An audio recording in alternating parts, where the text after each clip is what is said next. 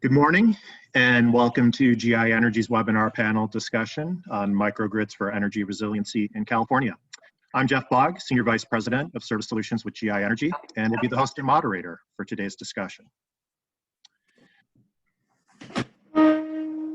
Before we get started, a few ground rules for this morning's session. Opening remarks and the panel discussion will last around 50 minutes, allowing some time for audience questions at the end. Lines will be muted throughout the presentation, but please feel free to submit questions using the Q&A box at the bottom of your screen. This session is being recorded and will be available online in the next couple of days. And finally, we would love to hear your opinions about today's webinar. So please email us with your comments or suggestions on other topics you would like to hear more about. Now let's have a quick look at the agenda. GI Energy is very excited to host this conversation today concerning the current state of play of microgrids in California. We think the timing is excellent given the fact that microgrids here and elsewhere in the country are gaining momentum as customers grapple with natural disasters, utility reliability concerns, and the cost of conducting business as usual.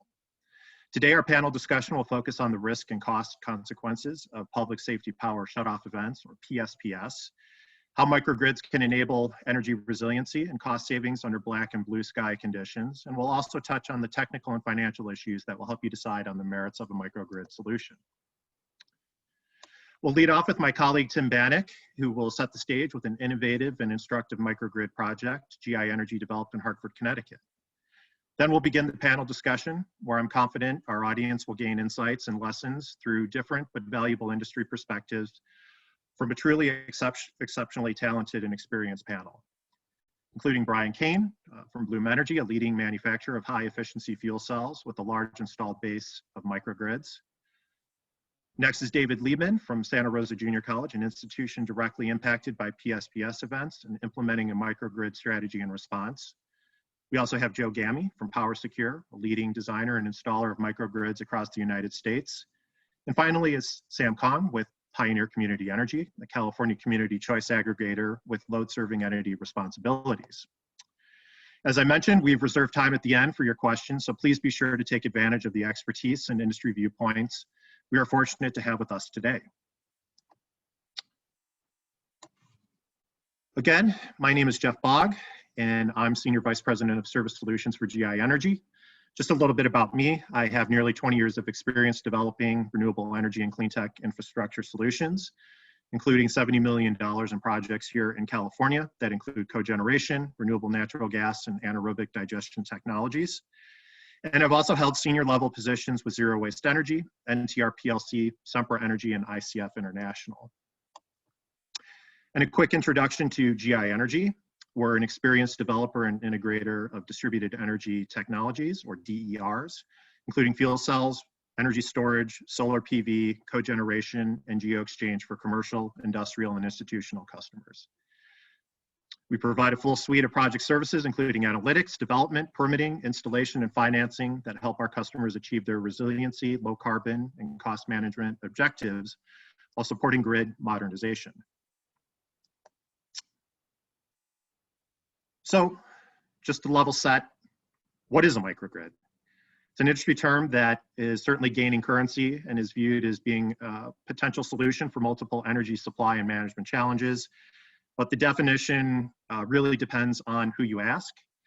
For the purposes of today's discussion, we offer the Department of Energy's definition, which is a group of interconnected loads and distributed energy resources with clearly defined electrical boundaries that acts as a single controllable entity with respect to the grid and can connect and disconnect from the grid to enable it to operate in both grid connected and island mode.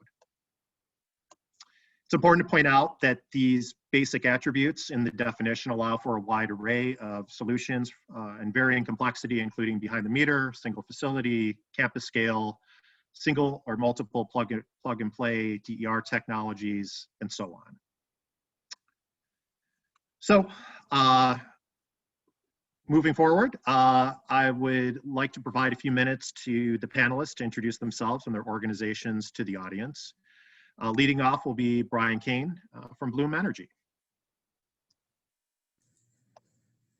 Hello, everybody. Now it's still morning in California, so good morning to those in California and good afternoon elsewhere. I've been with Bloom Energy for approaching 10 years, developing all of the projects pre-contract that we've been able to deploy in both California and worldwide.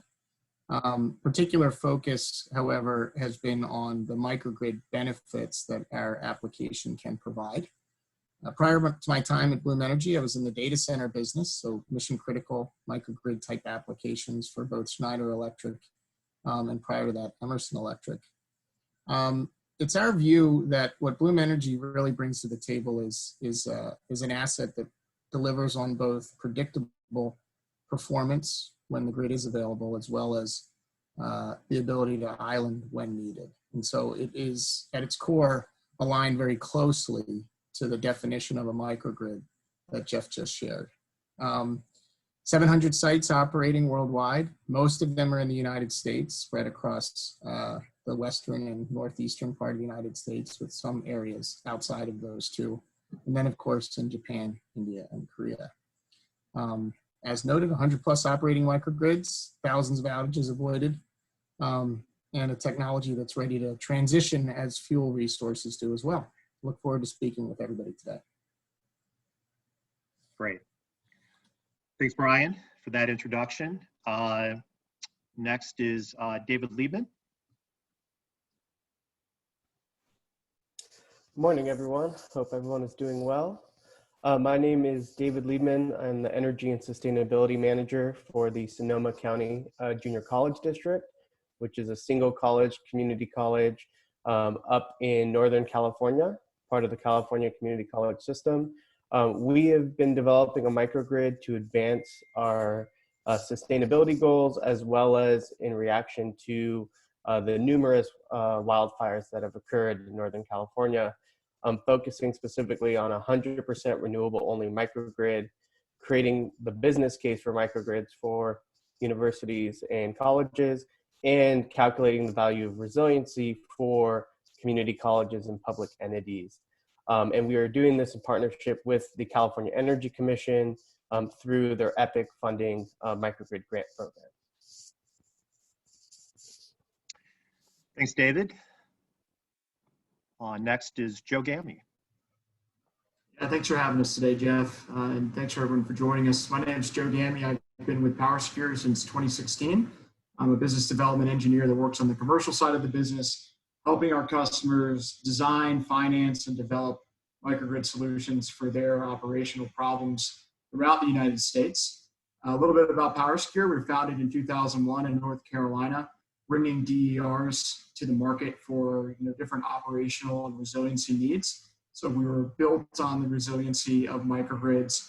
We have over 1,000 employees, and we currently manage over 1,700 customer microgrid sites across the United States, including over 125 advanced microgrid sites as a part of that. We've developed over 2 gigawatts of systems across the United States, as well as maintain over 4.7 gigawatts of distributed energy assets through our PowerSecure service group. So one of the things that we do different is our microgrid 360 approach.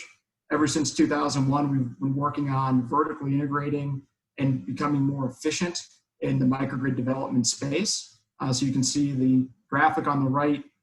We bring an in-house approach to each one of our opportunities, starting with solution development through manufacturing, implementation, construction, and then post commissioning from an ownership, monitoring, service, and maintenance perspective that allows us to use a modular-based approach to do microgrid systems a little bit differently for each customer, but not having to reinvent the wheel every single time that we want to build a microgrid for a customer as well. So I look forward to diving in, Jeff, and I'll turn it back to you. Thanks, Joe. And Sam Kong. Yeah, thanks, Jeff. Hello, everybody. Sam Kong. I'm the Chief Operating Officer for Pioneer Community Energy. I'm responsible for energy procurement, regulatory and legislative affairs, and public affairs and marketing. I have over 25 years of experience from in energy procurement, risk management, deal structuring, and also some background in conventional and renewable energy project development. And I've worked in the industry for several Fortune 300 companies, including RWE, Essent Energy, PG&E, and also DNV KEMA. I represent the load serving entity in this group here, and that's Pioneer Community Energy. That's the Joint Powers Authority that represents Placer County and its member agencies. We have a little over 93,000 accounts and have about 1,100 gigawatt hours of load. And this is, we were formed and started serving load in February 2018 and continue to expand as we can here. Look forward to our discussion. Great, thanks, Sam. So I think the audience is pretty fortunate today to have these four panelists representing different perspectives from the power industry generally and microgrids specifically due to the fact that they've been we have panelists that have been directly impacted by PSPS events and others that are solution providers. So we hope to provide a pretty comprehensive overview of the issues and solutions related to microgrids here in the state. So to get us warmed up for the panel discussion, I'm going to hand it over to Tim Bannock to share GI Energy's experience with a real-world microgrid project in Hartford, Connecticut. Thanks, Jeff. So just real quick, my name is Tim Bannock, Vice President of Development for GI. I'm based in our New York office and work with a team of analysts and other development experts to develop viable distributed energy resource projects, DER projects. And we focus a lot on the modeling of the operations and financial performance and regulatory analysis, tariff treatment of the various solutions that we develop on behalf of our customers. So I'd like to speak quickly to you about a project that we developed a couple years ago in Hartford, Connecticut. So just a little bit of background about the Parkville microgrid. In 2011, Connecticut was impacted by two back-to-back storms. They were roughly 8 weeks apart. The first was a hurricane, and the second was an early October snowstorm. And between the two of them, the result was power outages across the state, some areas lasting multiple weeks without power. And the economic impacts were estimated at around $750 million in losses. So in the wake of these natural disasters, the governor convened a two storms panel to review the state of affairs and make recommendations around strategies to manage risks going forward. One of the outcomes of the two storms panel was the Connecticut's microgrid grant program, which was the nation's first microgrid grant program. And it really focused on delivering microgrid solutions at critical facilities. The main goal was resiliency. So there was a requirement, for example, that these microgrids were able to island for multiple weeks, completely separated from the grid. It also required participation and cooperation from the distribution utilities as well. GI Energy applied on behalf of the city of Hartford, and we secured one of the first grants in the first pilot round in 2013. And there's an image there on the bottom right of your screen, which highlights the buildings that are currently connected to the microgrid. So there's in the yellow, there's the Parkville Middle School, and connected to the middle school is a small community center and library. And that's where the fuel cells, the Bloom fuel cells, are actually located. Across the street, you'll see a purple box, that's the grocery store. And then kitty corner across another main street is a gas station. So that gives you a sense of the orientation of the microgrid. Next slide, and we'll talk about the solution. So the resulting solution was a Bloom fuel cell based microgrid. 800 kilowatts of Bloom fuel cells sited at the Parkville School, as we saw in the previous slide. In blue sky mode, which is during normal operations, the fuel cell powers the school and exports excess power to the grid through a net metering program. We'll talk a little bit about that later. And then in microgrid mode, there are switches that isolate the school, the gas station, and the grocery store. The fuel cell continues to power the school and then picks up loads at the grocery store and the gas station via a dedicated distribution line. You can kind of see that represented by the green line there in the single line diagram. And the fuel cell provides, islanded power to those facilities. And so the benefit to the community is there's a place of refuge in terms of the school facility, and there's access to gasoline and groceries for that Parkville neighborhood within Hartford. And then in the next slide, I'll just summarize some of the unique characteristics of this microgrid. So this microgrid is unique in a couple of ways, one of which is that it actually uses utility-owned distribution infrastructure to connect those customers. So that green line in the previous image is actually utility distribution. And this is quite unique, as typically non-utility entities are precluded from accessing utility-owned infrastructure. So that was one unique aspect of this microgrid. I argue it's a sort of a true microgrid in the sense that it powers multiple buildings, and not on a single campus and for a single owner, but these are actually unaffiliated customers. These are different property owners, and we're crossing two public rights of way. So those are sort of major challenges typically in microgrid development, and this project has overcome those. In addition to the microgrid grant that helps to support the project, there were other revenues and incentives that helped in terms of the economics of the project. So the fuel cell project qualified for renewable energy credits. So there's some revenue from the sale of RECs. And there was also a virtual net metering program that allowed for close to retail value for exported electricity, excess electricity going into the grid. And this virtual net metering program was available to municipal accounts. And so this, because it's a city-owned property, qualified for the virtual net metering program. So the success of this overall program relied on really close coordination with the utility, and the economic viability was achieved through power purchase agreement with Bloom, and the incentive programs in terms of the virtual net metering and the sale of RECs as well. Thank you. Okay, thanks, Tim. That was really great. An excellent case study of a successful microgrid that has the feature that we're hoping to incorporate here in California in terms of multi-parcel microgrids across different property lines. It is one of the tracks under evaluation with SB 1339 currently. So we thought this was kind of an interesting case study to serve up and may help point the way on how we can execute, or one of the ways we can execute microgrids here in California going forward. Okay, so now we'd like to dive right into the panel discussion. And to kind of get things started, we'd like to talk about one of the catalysts here, if not the catalyst for microgrid development in the state, which is PSPS events.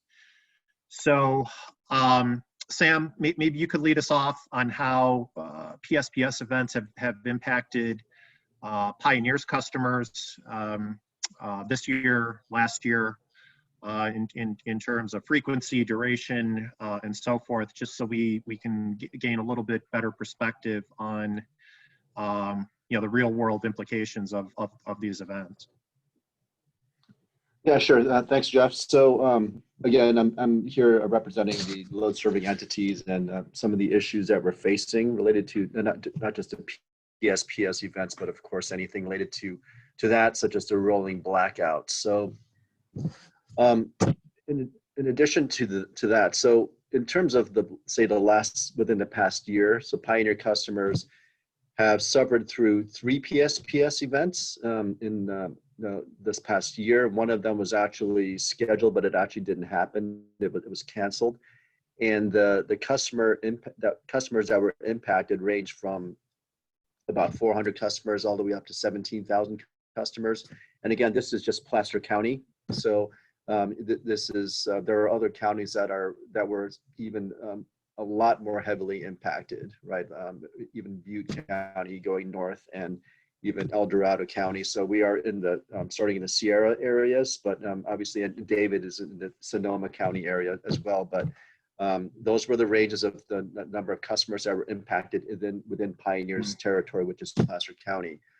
The duration of the power shutoffs range from 24 to 72 hours, and I think that's important to for the other people here on this panel to keep in mind when we talk about the different types of possible solutions. The impacts to Pioneer are obviously there's load loss associated with that, and of course load is part of the revenue. There are also potential errors related to scheduling, right? I mean, we schedule day ahead, and you know, whatever we mismanage or misforecast gets either bought or sold in the real-time market, which could either cost us money or make us money. But usually, you know, these events, it usually costs us money because prices tend to be higher.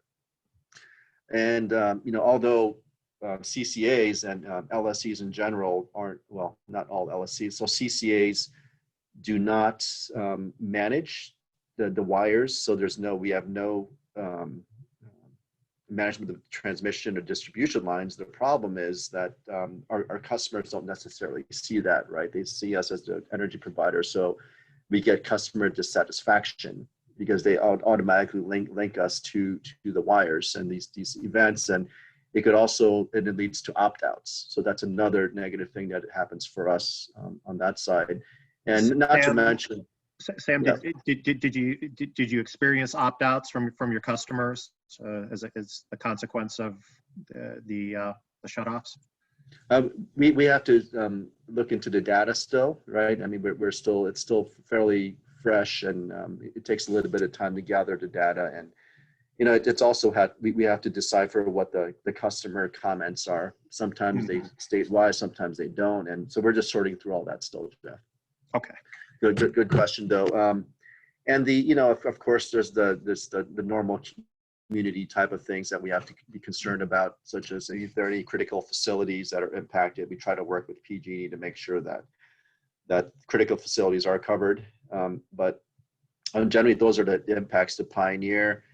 And you know, just you know, before I turn it back to you, Jeff, you know, from Pioneer's perspective, at least, and I think from most CCAs, what we're looking at is we're looking for solutions that make economic sense, you know, that can also maybe contribute to our portfolio needs. And I think you know, Tim hit on that a little bit when he mentioned they got some rec value out of that project, that microgrid project. But you know, to the extent that you can get some sort of rec or RA value out of it, that would be interesting for us as well.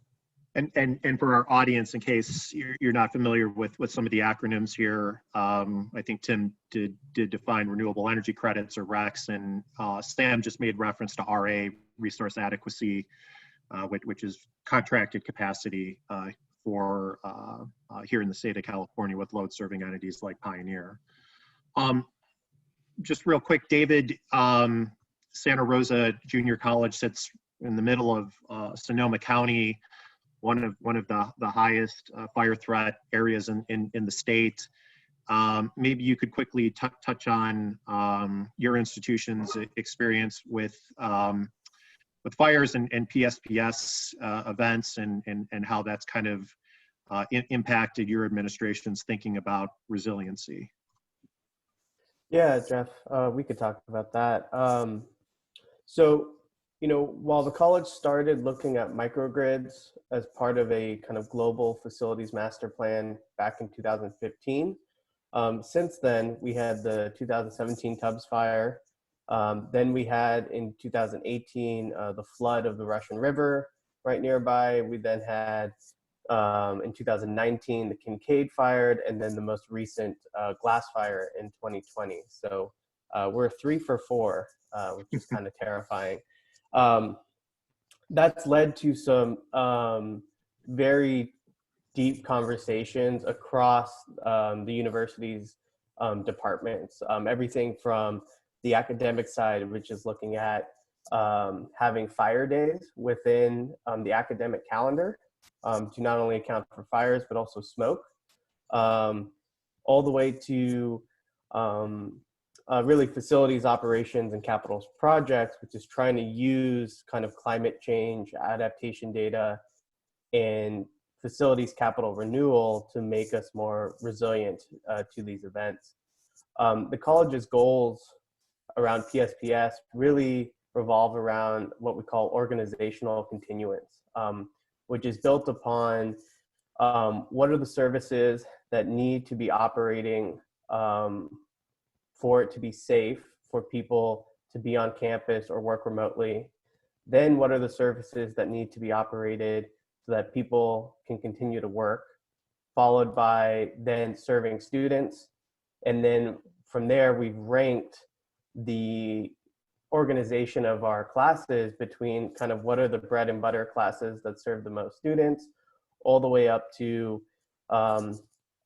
blue sky operations. And we've actually broken out all that ranking and discussion into buildings and our building loads and prioritize them so that our microgrid is able to load shed each of those program spaces so that we can always keep our tier 1 functioning 24/7 until, if we're able to get more load or power comes back, we can re-energize those services for organizational continuance. And then COVID has also, really shaped the conversation around, right, public facilities and university facilities, especially with remote environment and remote teaching, so that's brought a new dynamic to the world of university capital projects and energy planning.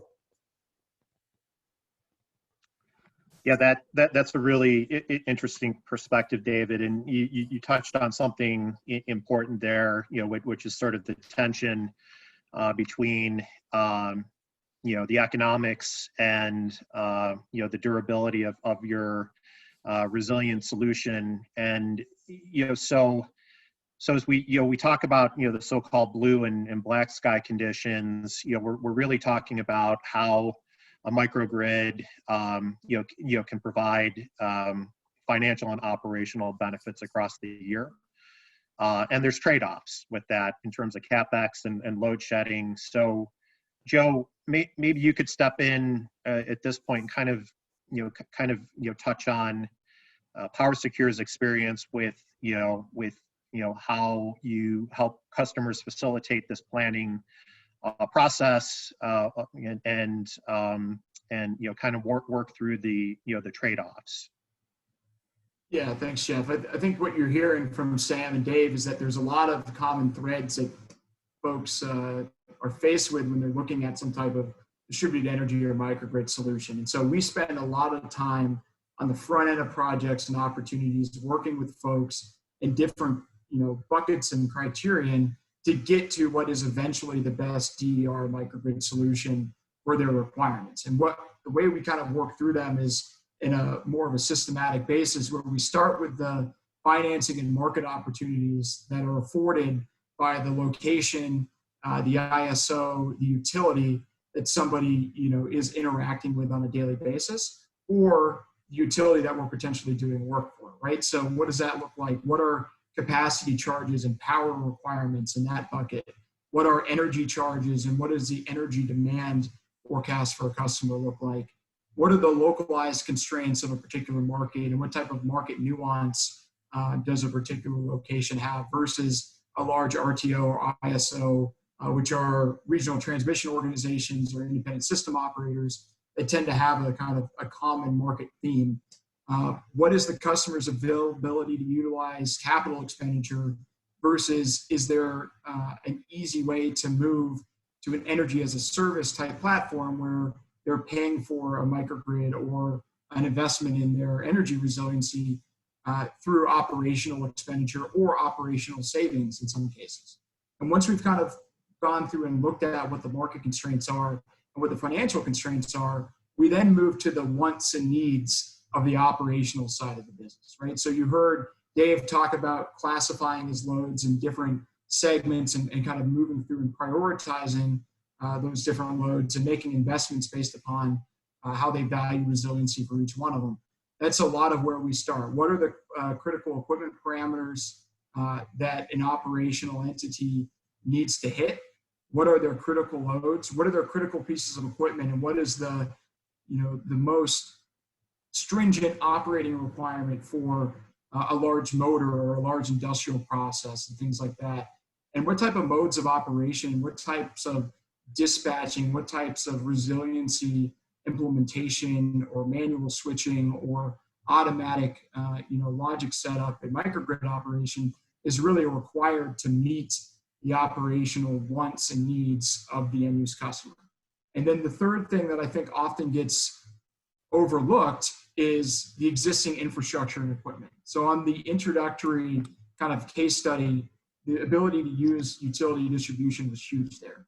So we normally find ourselves at PowerSecure working with the utility to implement DER and microgrid type solutions. And we're doing that now in California with PG&E and SCE as well. But you have to look for opportunities and equipment solutions that play nice with existing equipment, as well as play nice with utility requirements in the way that the utility wants to operate their system, right? And we also touched upon it in a little bit of the operational side, but what are the capabilities of the existing equipment, whether that be switchgear, power envelope type equipment within a building, or even the equipment of the electrical distribution, right? What's the available fault current? What's the limiting capacity of the actual wires that carry load between different places? And are those enablers versus constraints for what you're going to design for? So when you take all of those kind of like 3 tiers of questions into account, you then take arrows out of your quiver to match DERs, to match energy products to build a microgrid solution. You've gone through how it's going to be financed, you've gone through how it's going to operate, you've gone through how it's going to interact with existing infrastructure.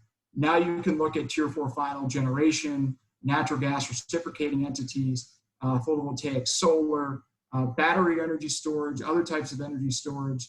What we're seeing a lot of requests for these days are uninterruptible power solutions that facilitate a blinkless transition from utility power to backup or resiliency black sky power. And then you're able to put those different pieces of the puzzle together in a microgrid solution that makes sense for the particular application in a more controlled and capital efficient way. And so in California, particularly for the PSPS events, what that looks like today is utilizing renewable diesel and temporary power with some of the IOUs to solve some near-term problems, designing permanent substation-based microgrids to help those same IOUs, and then working with customer-cited solutions and customer-specific operational constraints to provide localized resiliency behind a different meter than the investor-owned utility or the municipal or cooperative utility throughout California. Joe, that was a really great overview of kind of how to systematically go through the problem identification and planning process for a microgrid. Kind of a handy checklist for our audience to think about. And to kind of dive down on that a little bit further. I think once those goals and objectives and constraints are defined, you're ready to start putting pencil to paper and identifying the technical solution and how that's going to work. Brian, maybe you could step in here and share with our audience how Bloom Energy kind of in a consultative way works with the customer on microgrid design, the objectives and that you're solving for. I think that would be an interesting perspective. Happily. Yeah, so kind of tying into what my co-panelists have shared, once you identify objectives, understand what the real business goal is, and then understand the driver, you end up in this place of, okay, how do I pay for all of this, right? How do I make it all work? And how do I ensure that A, my business needs are met, B, I can fit it in the budget, whatever that budget may be, and then C, how do I figure out what the utilization of that device is, the solution? And so, you know, from a Bloom Energy perspective, but I would recommend that anybody who's considering a microgrid would look at all of the technology in this way. Where we really focus is confirming how to blend utilization with value, right? And so what do I mean by that? So when you talk about a microgrid, people kind of get sucked into thinking about the black sky operation, but there is the rest of the year, right? And the rest of the year, you usually have somewhat of a predictable performance. However, the reason you're investing in all of this technology is because when it becomes unpredictable, it's extraordinarily disruptive. And the beauty of the beauty isn't the right word. The challenge, but the upside of how PSPS rolls in is that the utility actually gives you a heads up. So when we're talking about a planned outage as a result of an expected disaster, the value stack changes a little bit, right? You're not planning for the unknown, you're planning for an expected event that happens over a specific duration at some point in time. And so what we do as an organization is think through, okay, there's, you know, let's call it 360 days a year where you're probably going to be able to rely on your grid. Then there's 5 days of the year where you can't. Let's think about how you can look at your entire business architecture as it relates to needing electricity and identify the appropriate balance of solution size, technology, and implementation, given that the problem we're going to solve is in fact an event that you're going to know is coming a day or two in advance, and that you can make the appropriate preparations to allow for an operation independent of the grid that you otherwise wouldn't have planned for. Now, that's one version of the problem. If you're truly looking for optionality, in other words, for whatever reason, whenever it may happen, regardless of whether it's planned or unplanned, you need a microgrid, you need power resiliency, then you start walking down a different path where you think a little bit more about automation, a seamless transition. How do you shed load? David highlighted it. You know, these things all interplay with one another, and it's the role of the consultative partner, whether they're delivering the hardware, the services, or both, to make sure that we work closely with our clients to really drill in on the problem statement and what are we trying to solve and what's it going to take to solve it. And so I equate like a PSPS event similar to, you know, if you're going to take an RV trip for 2 weeks, you know you're going to take it for 2 weeks. Would you rent an RV that's the equivalent of your house, or would you rent an RV that satisfies the people that are going to be with you for those 2 weeks and make sure you have stops on the way, right? Whereas if you're designing business resiliency for your organization for the next 20 years and you have no idea what's coming and you want to be as flexible and agile as possible, then maybe you would consider an RV that is really your home, right? And that's kind of the way we try to consult our clients, is let's make sure that we really drill in on what it is you're going to accomplish with the microgrid before we propose the proper solution.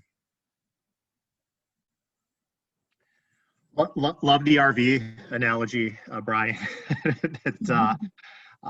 So yeah, what are we going to get in and drive for the trip, right? So we've been talking a lot about resiliency and the value of resiliency here, across all of our panelists. And so I think one of the key questions for that the audience is probably trying to understand is how do we value resiliency? That 5 days out of the year where we have a black sky event or multiple black sky events. How do we put a price on that? Can it be monetized? How does that get baked into the overall business plan and economics for a microgrid?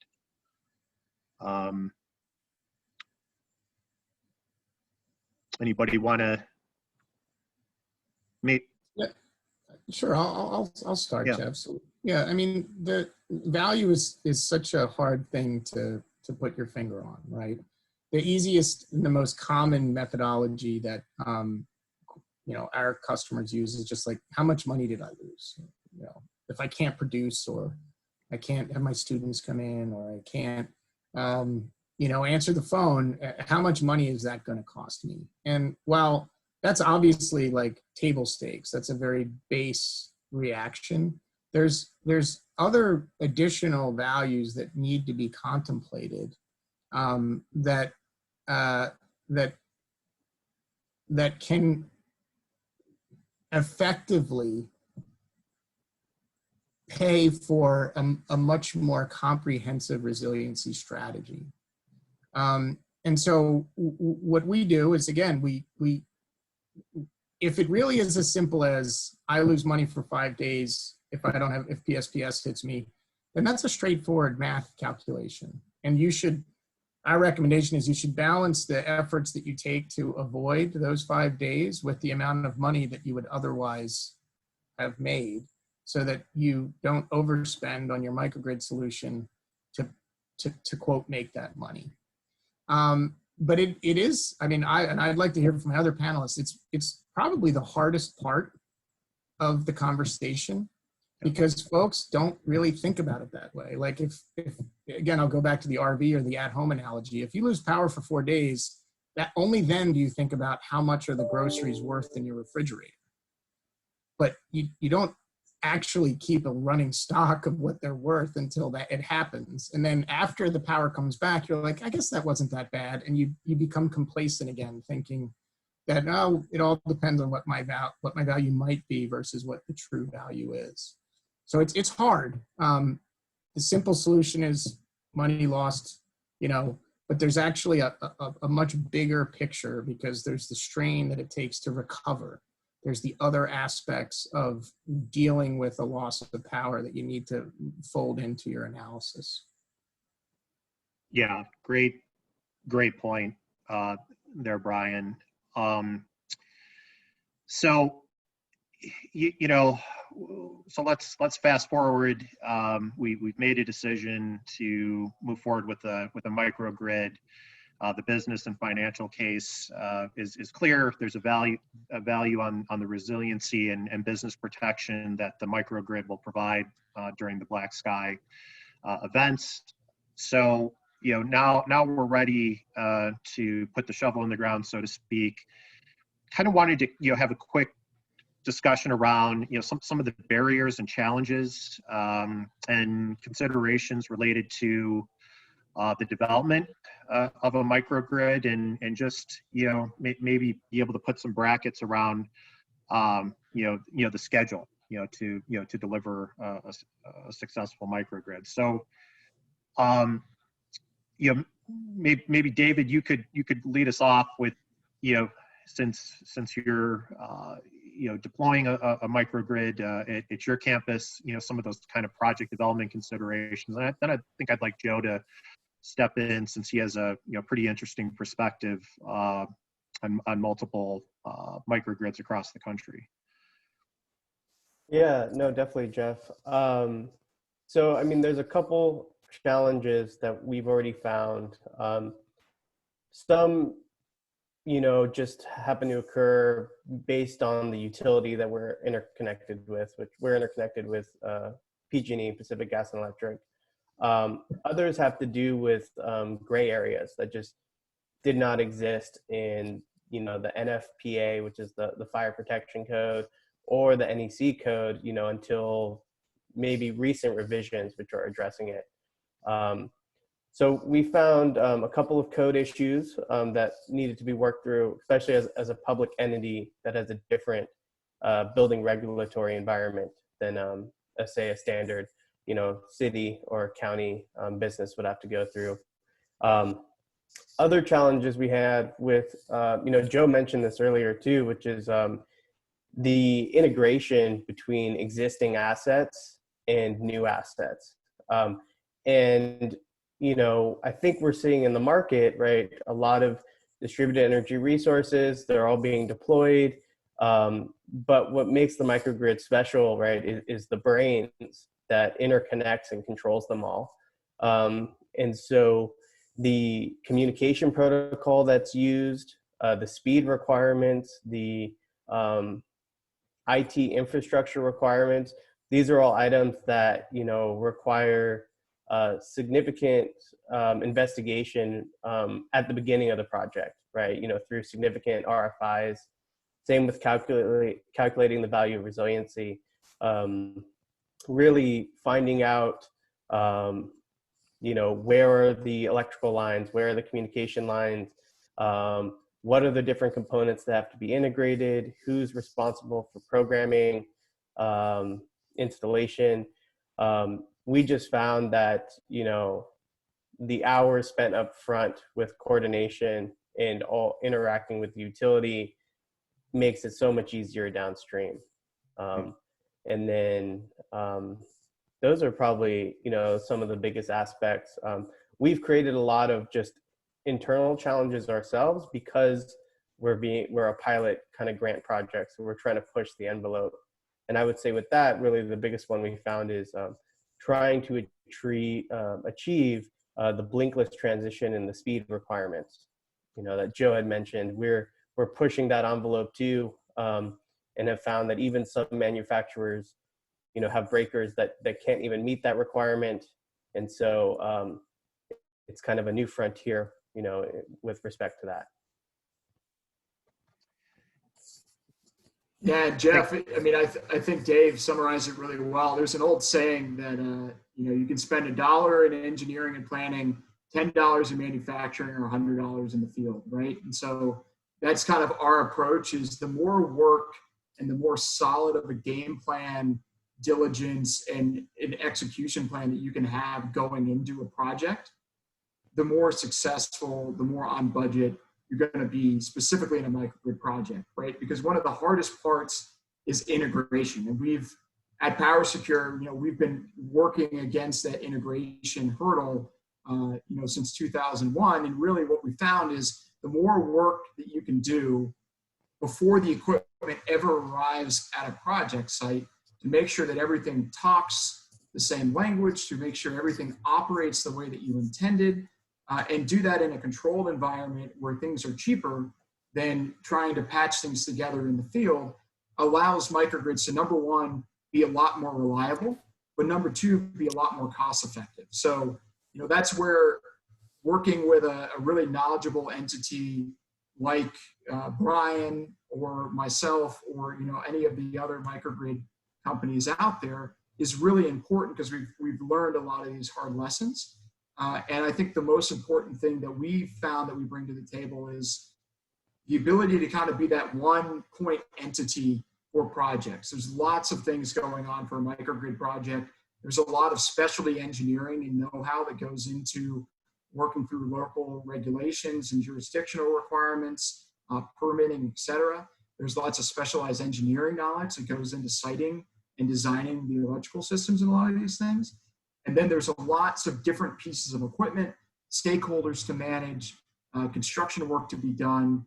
And so in general, anytime you can kind of get everybody aligned, playing on the same team with a single, we call it EPC plus type of approach, where you have a head entity that's in charge of making sure the project goes well, we've seen that gives us a lot better success and allows, opportunities for people like Sam and Dave to, not only come in on budget, but also, provide financial returns in some of these markets where you can operate microgrids for resource adequacy benefit, or energy savings, or the dark sky emergency standby type event that you plan for. Yeah, excellent point, Joe. I'm sure most of our audience members that joined us today, are probably not in the power business, probably haven't developed power plants, or very few have, and these are really specialized assets that we're talking about here. So and to your point, there's a lot of moving pieces and parts, and if you miss one of them, it could create a lot of problems for you down the road. So, the importance of integration and kind of having that single point responsibility to manage all the pieces of the puzzle that need to come together, I think is a really important consideration when an organization starts thinking about deploying a microgrid. Real quick before we get into audience questions here, just wanted to have a real quick round robin with the panelists here. Let's get in our RV and take a little trip a year ahead now. What do you think we're going to be talking about this time next year in relation to microgrids here in California? SB 1339, technology, and anybody who wants to jump up and lead off, by all means, go for it. I'm happy to do that, Jeff. I mentioned resource adequacy in the very beginning, and I just wanted to say from Pioneer's perspective, at least, the looking at different microgrid solutions is more from a dollar per megawatt hour basis. So it's looking at it more from the perspective of what is the bottom line cost to me. So it's not necessarily for that one in a million type of black swan or black sky event. It's more like, what is the economic benefit? So I would, whoever the developer is would probably look at it from the perspective of what would it look like if it were to run pretty much more like a base load plant, so it could serve a whole bunch of other benefits in addition to, say, maybe renewable energy credits, right? If it's using renewable natural gas, for instance, or if it's using solar for storage, whatever it is. And then the resource adequacy portion also is equally important, I think, to help. If you get those benefits, it would make the dollar per megawatt hour price at least it would be lower, at least to us. But to answer your question, a year from now, I do see microgrids as a part of the solution for resource adequacy requirements. So the regulatory requirements imposed by the California Public Utilities Commission.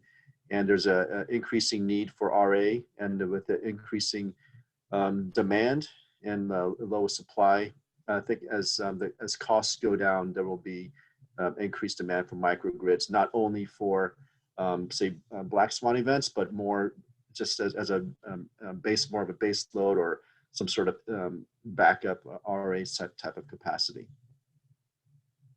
Great.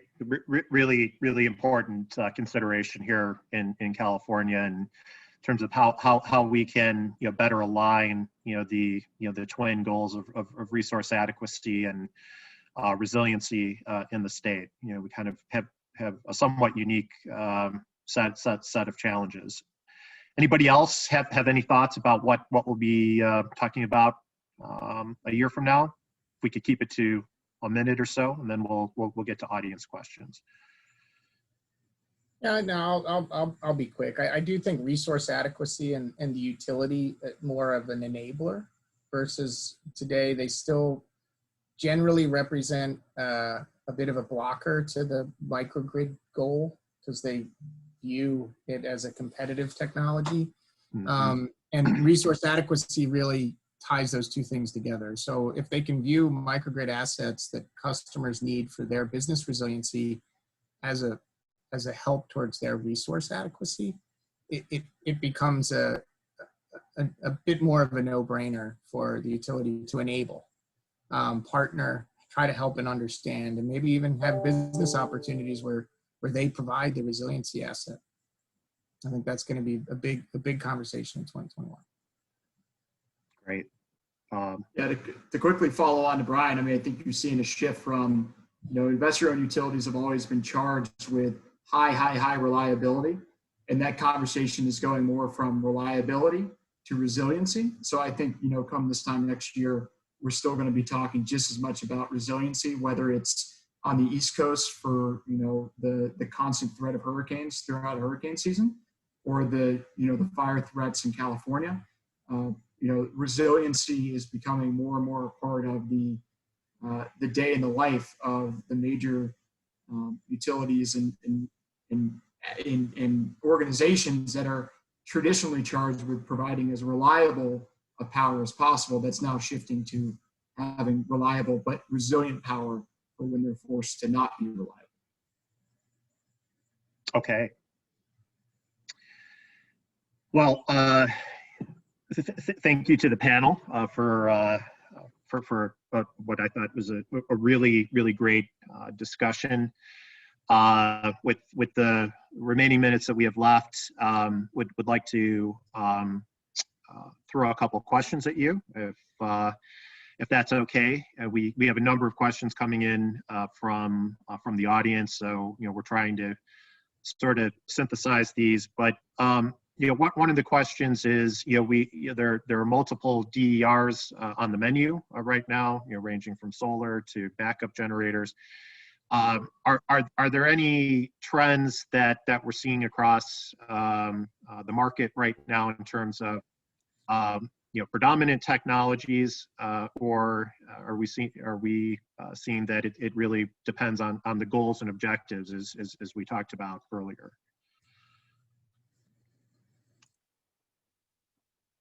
So I could jump in, Jeff. I think in general, what you're seeing is, regardless of the technology, and you've heard it on this panel, costs and return on investment, or the level of magnitude of investment, is of utmost importance, regardless of the technology chosen to meet a certain objective, right? I think things are getting a lot more inexpensive, whether it be residential, industrial, or utility grade solar, or energy storage on the battery lithium-ion side.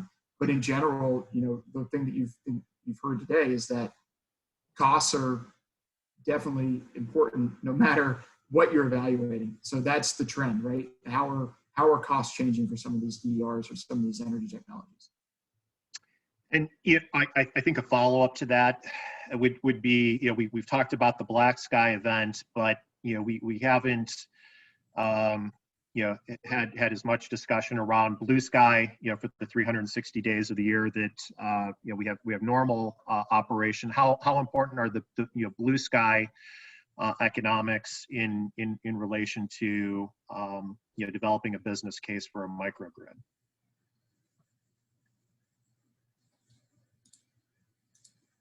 I can chat on that just from a business case of a university. Really that's actually one of our main drivers. I mean, the fact that it's an asset that, runs normally and saves us, significant demand savings and energy savings. Because really, like it's been said here, 99% of the time, we have power throughout the year. And then even within power outages, most of our outages are really nuisance outages, 1 to 3 hour outages, and then, potential PSPS events. And so, versus, as a university, we're, our regulatory authorities, we have a number of backup diesel generators that serve emergency loads, and they require, runtime, they require air district permits, they require fuel, they require maintenance. So for us, having assets that save us money throughout the year and don't just cost, maintenance throughout the year for, a potential event, actually sweetens the economic deal for us. Yeah, it's and here in California, we certainly for customers that are served by PG&E, they're seeing their demand charges going up annually. Rates are increasing probably at close to a clip of about 5% a year. So the business and financial case for a microgrid, certainly behind a customer meter, can pencil pretty quickly when you consider the cost of power coming from our investor-owned utilities here in the state. And maybe time for one more question here. There's a lot of interest in renewable energy. Many organizations like David's and other corporations have renewable energy goals or want to be 100% renewable. How would a potential customer looking to deploy a microgrid, balance, the need for renewable energy, which is, by its very definition, not dispatchable with a long-term duration outage like we can experience here in California. Sam explained leading off. Hey, Jeff, I'll jump in there. And I actually want to tie it to another question I saw, which is microgrids in healthcare facilities, because I can cover a couple of them. That would be great.